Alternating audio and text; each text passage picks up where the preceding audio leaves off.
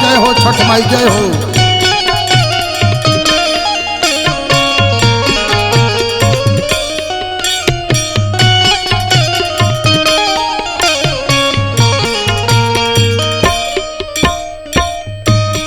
चले ले आई हमने के इस सनातन धर्म के सबसे महान पर्व जौना के छठ पर्व कह जाला।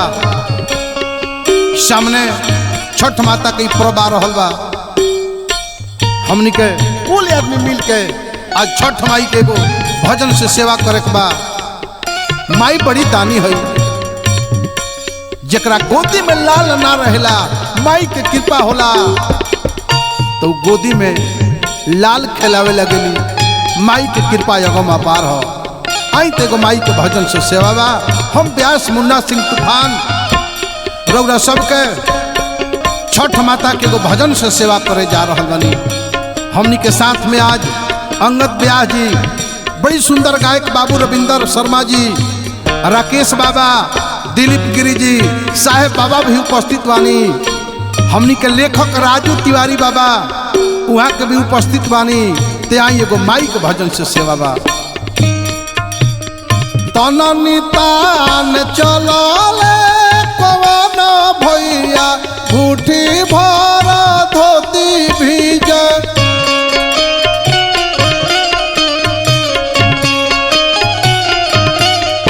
अरे तननी तान चलले कवन भैया मुट्ठी भर धोती भीज।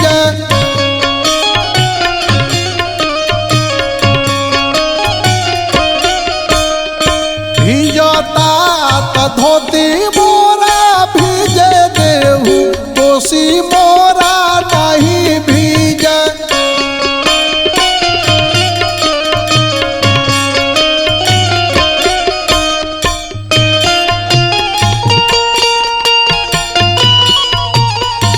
जय हो छठ माई जय हो।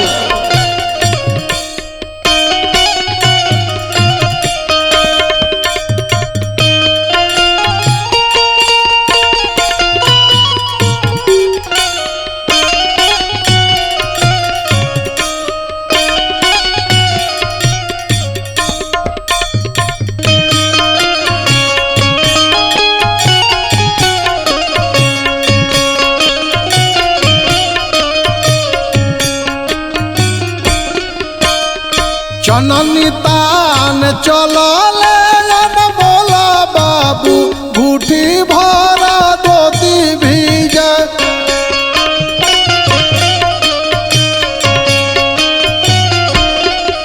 आर जननी तान चलले ऋतु राजा बाबू मुट्ठी भर धोती भीज।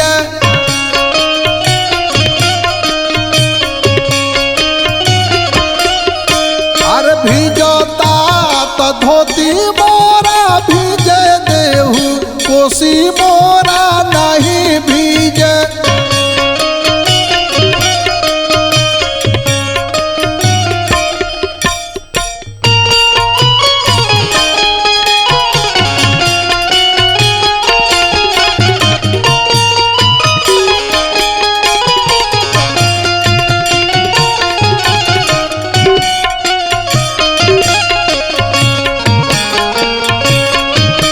जय हो माई जय हो जय हो।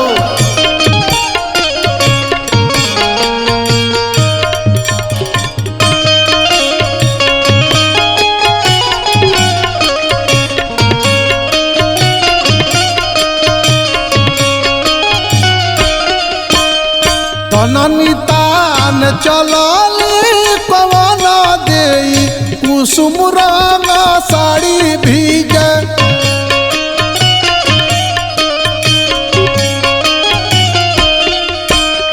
भीजता तो साड़ी मोरा भीजे देहू, कोसी मोरा नहीं भीजे।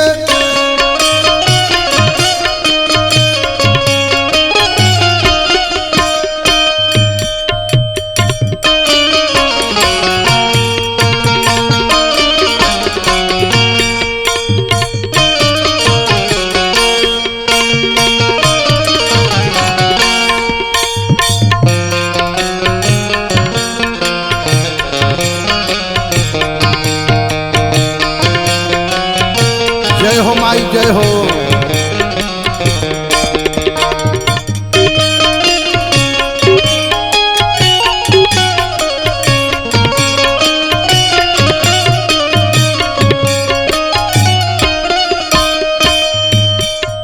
अरे तननी चान चलली श्रद्धा हो देई कुसुम रंग साड़ी भीजे।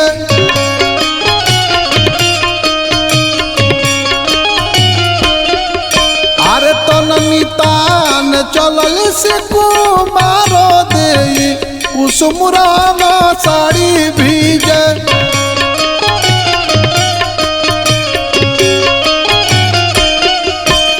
भीजता तो साड़ी मोरा भीजे देहू कोसी मोरा नहीं भीजे।